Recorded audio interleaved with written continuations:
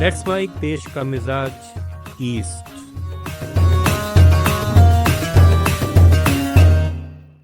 नमस्कार, ये है let's mic more than radio और आप सुन रहे हैं खबरें ईस्ट से। पश्चिम बंगाल के पुरुलिया में चुनावी सभा को संबोधित करते हुए प्रधानमंत्री नरेंद्र मोदी ने कहा, यहाँ टीएमसी की निर्मम सरकार 15 साल से है और केंद्र में भाजपा की सरकार 11 साल से है। 15 साल में टीएमसी की दुर्नीति, भय और भ्रष्टाचार ने बंगाल के हर परिवार को भयभीत कर रखा है, लेकिन इस दौरान भाजपा के सुशासन के प्रति जनता का विश्वास बढ़ता ही गया है। यहाँ टीएमसी की निर्मम सरकार 15 साल से है और केंद्र में भाजपा की सरकार 11 साल से है। 15 साल में टीएमसी की दुर्नीति, भय और भ्रष्टाचार ने बंगाल के हर परिवार को भयभीत कर रखा है।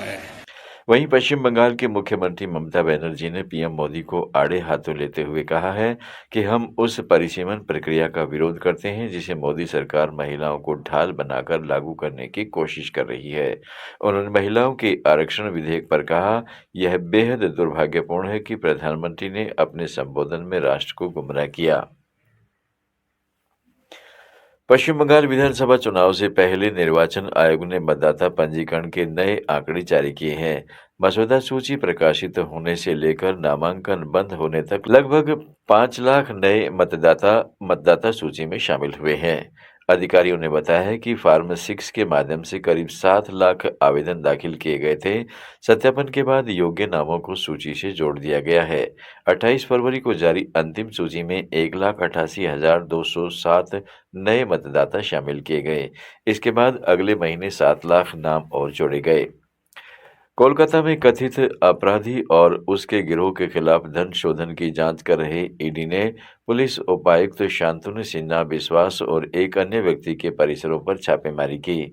पीएमएलए के प्रावधानों के तहत विश्वास से जुड़े 2 परिसरों, जिनमें बालीगंज क्षेत्र में उनका आवास और सन एंटरप्राइजेस नामक कंपनी के प्रबंधन निदेशक जॉय कामदार से जुड़ा एक स्थान शामिल है, की तलाशी की गई।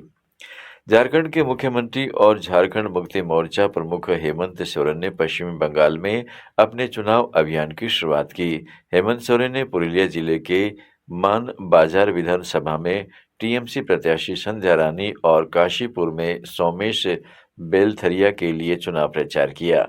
सोरेन की जनसभाओं में भारी भीड़ उमड़ी। सोरेन ने सभा को संबोधित करते हुए कहा है कि भाजपा फूट डालो और राज करो की नीति पर चल रही है। भाजपा ने समाज में जहर भरने का काम किया है। उसने आदिवासी को आदिवासी से, हिंदू को मुस्लिम से और अगड़ा को पिछड़ा से लड़ाने का काम किया है। बिहार में हालिया राजनीतिक बदलावों के बाद राज्य और केंद्र स्तर पर नेताओं की सुरक्षा व्यवस्था को लेकर बड़े फैसले लिए गए हैं। राज्य और केंद्र सरकारों ने सुरक्षा श्रेणियों की नई व्यवस्था लागू की है। पूर्व डिप्टी सीएम विजय कुमार सिन्हा की सुरक्षा में बदलाव किया गया है। उन्हें Z+ से घटाकर Z कैटेगरी सुरक्षा प्रदान की गई है। पूर्व मुख्यमंत्री नीतीश कुमार के बेटे निशांत कुमार को भी Z कैटेगरी की सुरक्षा दी गई है। इसके अलावा पूर्व मंत्री और जेडीयू नेता श्रवण कुमार को Y+ सुरक्षा प्रदान की गई है। बिहार के मुख्यमंत्री सम्राट चौधरी ने लोकसभा में महिला आरक्षण विधेयक की हार के बाद कहा कि नारी शक्ति का अपमान और विश्वासघात हुआ है।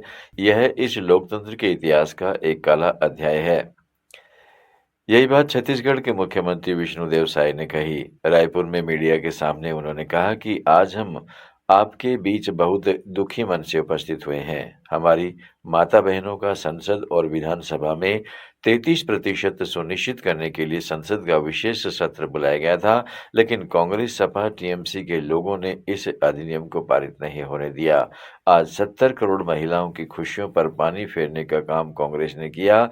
इसकी जितनी निंदा की जाए कम है। इसका खामियाजा उन्हें आने वाले समय में भुगतना पड़ेगा। आप सुन रहे थे let's mic more than radio. Follow कीजिए हमें हमारे सोशल मीडिया प्लेटफॉर्म्स पर।